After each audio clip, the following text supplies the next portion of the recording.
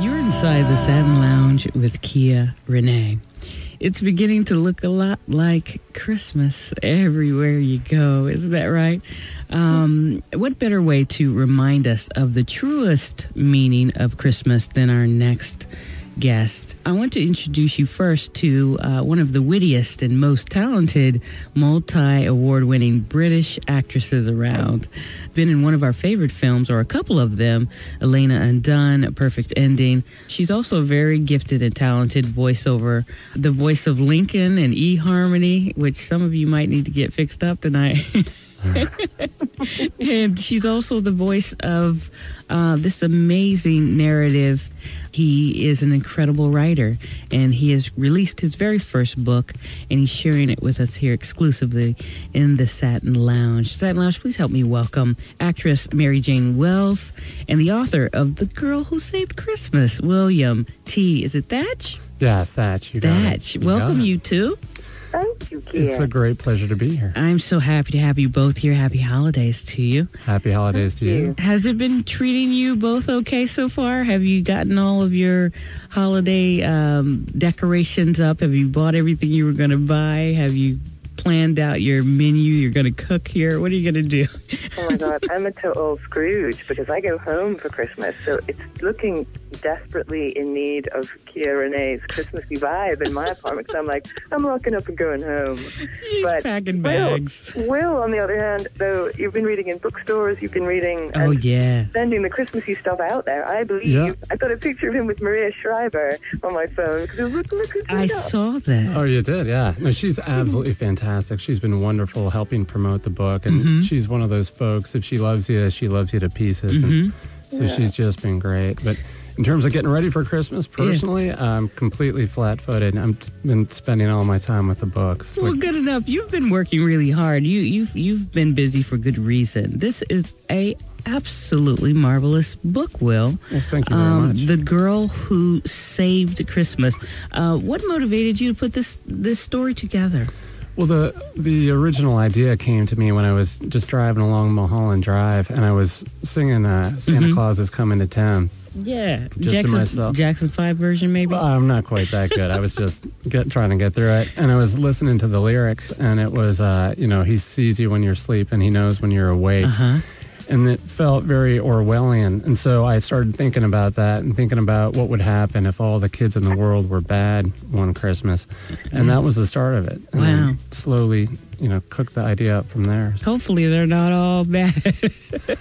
I think it's great because it makes me go, there's never really any good or bad people. There's just people who do good and bad things. And there's one little girl with one particular insight, and I love the fact you made her a heroine. Yeah. Of course, the feminist in me goes, yeah, come on, let's hear it for girls everywhere. She's so innocent. Yeah, well, the hero had to be a girl because it's just, at least in my family anyway, if anyone was going to forgive, it was my sister, not my brother or I. And when it comes to big acts of forgiveness, I find we guys are usually on the receiving end. So it was always a girl. Wow. Well, we do rule the world. You know that, Will. Yeah, exactly. Quietly, fully, and completely. You boys have done very well, though. I mean, you have. The wonderful Nelson Mandela passed a beacon of forgiveness. That's true. But yeah, that's true.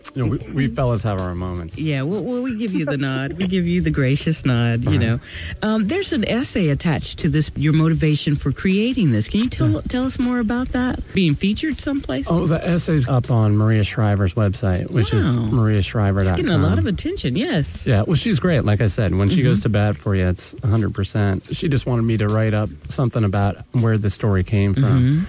And so it talks about, how it was growing up, how we celebrated Christmas in my house, and then... How did you celebrate Christmas in your house? Well, it was a lot about Santa Claus, and so for me, kind of integrating that whole Santa Claus and the reindeer story with the birth of Jesus was something that I had to kind of do on my own, and so this story kind of unites those two.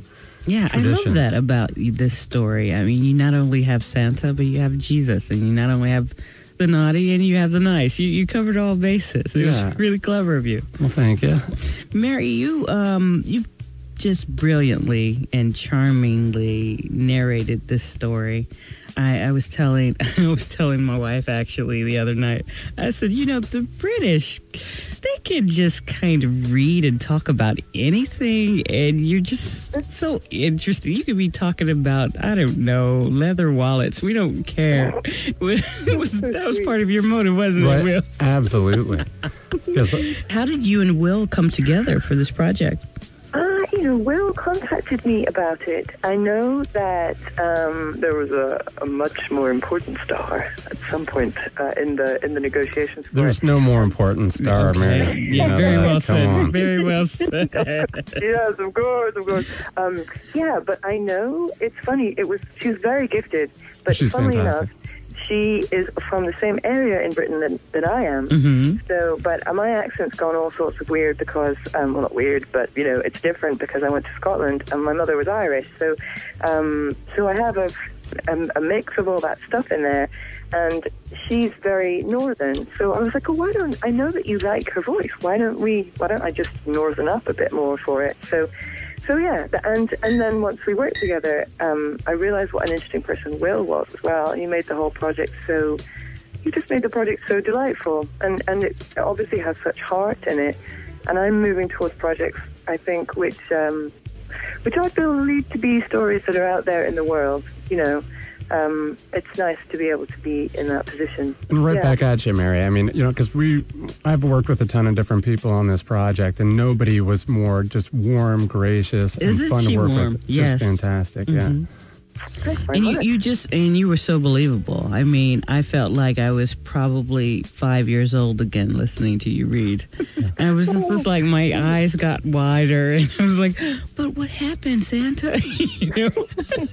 These children are going to love this book. You have a target audience for this particular story. What is the age? It's best for girls between the ages of 2 and 10 years old, I think. Mm-hmm. And they're the ones that really get swept up in the magic. Oh, yeah. And so kids that age, just when they get their hands on it, they love it, And just getting back to what you were saying about Mary, she really just brought the characters alive. Right? She's got that beautiful voice, so the entire story sounds amazing. But when she gets into the voice of Santa or Molly, she just makes them come alive. Matter of fact, Satin Lounge, I have a clip here for you. I want to play a little bit just to give them an idea of how talented both of you are.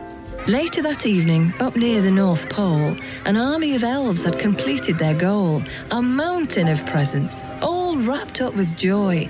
For every good child, a wonderful toy.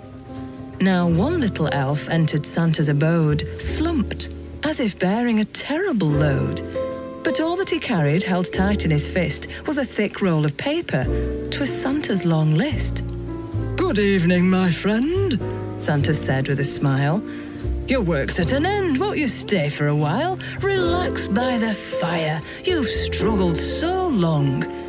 And yet you look troubled, whatever is wrong?" Wow. I mean, really?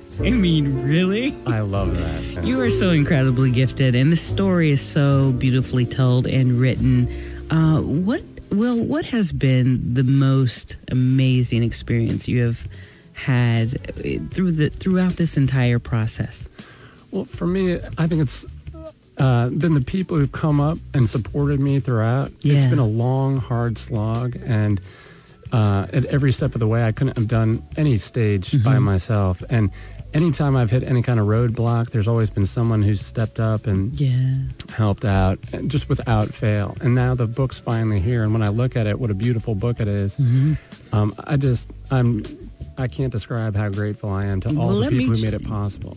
Speaking of describe, let me try and describe this. Dude, let me try. The actual physical thing. The physical booklet, and thank you so much. I'm so honored to be holding a copy. He brought me a copy here in the Satin Lounge. I'm looking at a velvet book, and it has a little snap. It kind of reminds you of a journal, safekeeping.